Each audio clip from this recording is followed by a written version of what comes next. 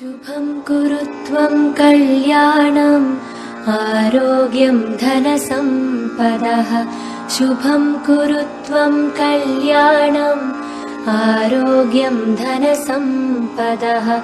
शत्रुबुद्धिविनाशाय दीपज्योतिर्नमोऽस्तु ते।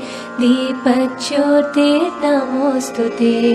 दीपज्योतिर्परब्रह्म दीपज्योतिर्जनार्दनः। दीपज्योतिर्परब्रह्म दीपज्योतिर्जनार्दनः। दीपो हरतु मे पापं सन्ध्यादीपनमोऽस्तु ते। शुभं कुरु त्वं कल्याणम् आरोग्यं धनसम्पदः। शुभं कुरु त्वं कल्याणम् आरोग्यं